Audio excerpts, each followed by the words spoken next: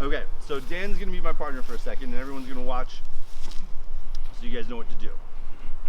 When we're doing this for film, this is where the real value lies. This is where, like, because everyone could figure out all the stuff that we just learned on their own if you watch some YouTube videos. This is where the real value lies. When you get on set and they have a sword fight, if you don't know the sword choreography terms, then you're out. This is the language that they use, and it's in numbers. It's a numbered system. So I'm gonna give you numbers, and basically the numbers coordinate to a spot on the body that I want to attack or that I want to defend. Got it? So if I have my opponent and I create a box with my opponent, this is the box that we're going to use for the numbered system for right now. Got it? So I have some major hit points that I'm looking for, and this is for traditional fencing as well. There's some points on my opponent that I'd want to hit to disable them. If I can disable an arm, especially their arm that they're using for their sword arm, I've got a good advantage, right? Okay, great. And same here, if I can disable a leg, again, I have a good advantage. So I'm looking for the femoral arteries and for the shoulders. Got it? Okay, so typically when we're doing a numbered system, everyone is right-handed. They don't have a numbered system account for left-handed. So you have to remember it as a right-handed person, and then if you are left-handed, you'll have to just learn the numbers as if you were a right-handed person, and then you can change it, but the numbers stay the same. They don't change if you change left hands. Make sense? Okay. So as a right-handed fighter, my right foot is in front, and now I've got points on my target. Number 1 is the inside of the leg. On me, it would be here. On Dan, it'd be here. So on a 1, I'm chopping low towards the leg. Make sense? And it's really more of a diagonal motion. It would be like if we were doing the figure 8, it would be here. Got it?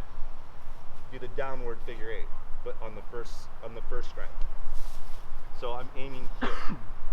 Number 2 would be the down strike of the figure 8. I'm aiming for the outside of the leg. Got it?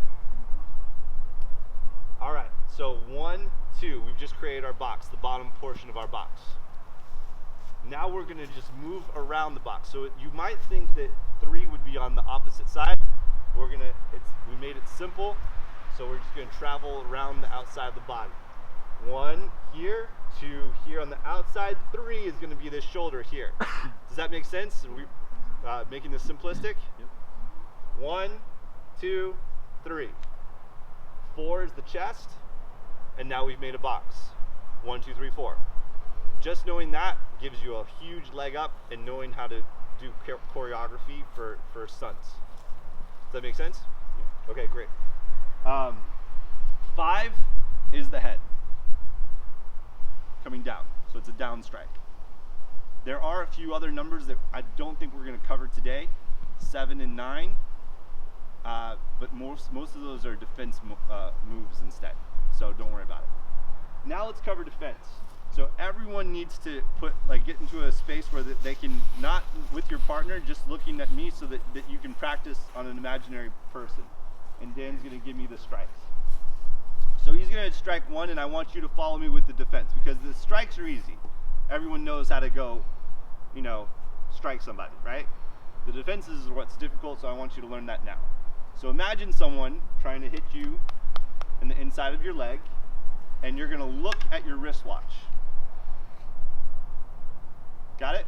That's 1. That's defense position number 1. Now, remember what I said there was different numbers for defense positions like 7 and 9? This is 7.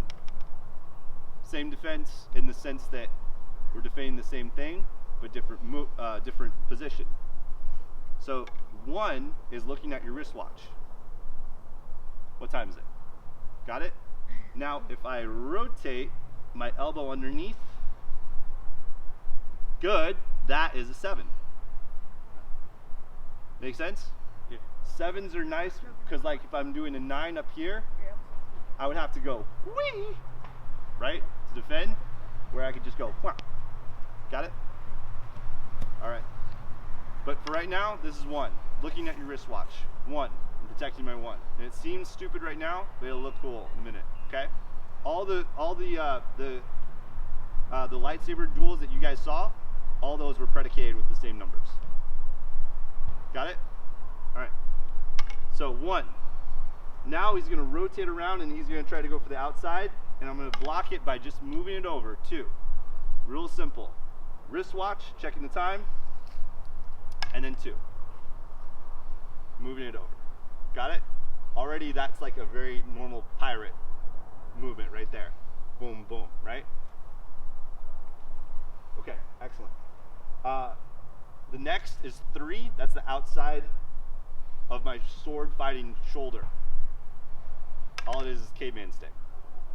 And that seems really dumb, but you'll see it looks cool in a little bit. Cool?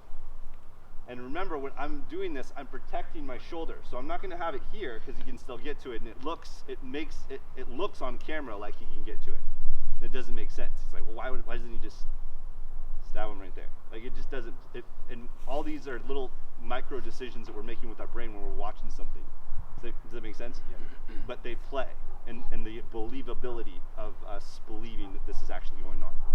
So I need to make sure I'm pushing that to the outside to protect, to show that, oh my gosh, that was a near miss, but I got him. Got it? Next is 4, so he's going to come wrap around towards my chest. I'm just going to bring it over here. And it seems stupid, but don't worry, we'll put it all together. Got it? All right. 5 is typically I'm going to create a window with my sword. A window. Create a window with my sword. Now this is 9, not to be confused with 5. Got it? 9, 5. Okay. So let's do a little small sword fight so you guys can get a flavor. And the most common is we're going to cross. So with me, defend an imaginary opponent, and Jan's going to attack. But we're going to do 1, 3. Good. 4. 2, 5. Got it? One more time. Not a problem. Ready?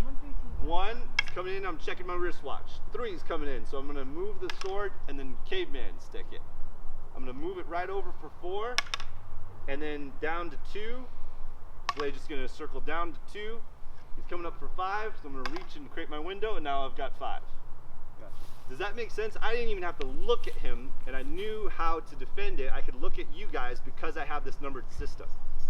And if we have a coordinated system, if he knows that what our coordination is going to be by just memorizing 5 freaking numbers, and I do, we can now do this sword fight without doing it. So go ahead and initiate it. Boom, boom, boom, boom, boom, without looking. Got it? That's the beauty of choreography. Because now if I've got that, and now I am seeing it, I can really make that sell. And does that make sense? Yeah. Okay, cool. So now with your partners, I want you to get together and we're going to do that basic movement, and I want you to repeat it like 10 times each. Now this is how it works. We're going to do a round robin to where when Dan does it, go ahead and do that motion. 1, 3, 4, 2, 5. Now I'm going to go into my attack. Got it? So we're trading off. Now I'm going 1, 3, 4, 2, 5. Got it? And then now he goes, and then you go, and then he goes. So go ahead and make sure that you got that down. Now hold up, let me make a real quick announcement.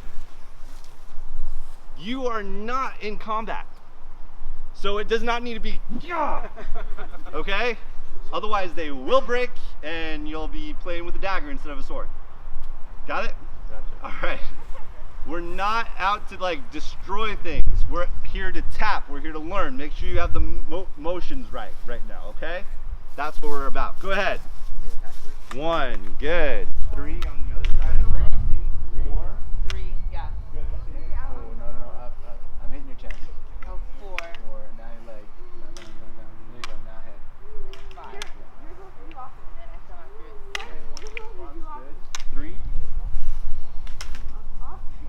4. 2. Yes! Okay, you guys actually look pretty freaking good, by the way.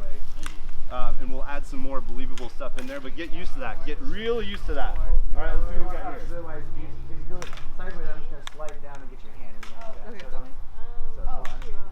So we have 1.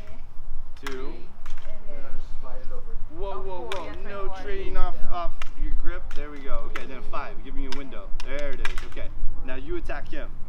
So first is the one that's inside the leg, and you're gonna look at your wristwatch. No, you're gonna attack him. Ah, that's the outside. There you go. 1, good, and now we're gonna go with 3, which is on the other side towards his shoulder. 3, but up higher. Yep, there you go. And then 4, the chest. No, you were right. Good, and then now the outside of the leg. 2, good, and then now towards his head. Good. And stop for a second. Dan knows what he's doing, so I'm pretty sure you guys are good there. All right.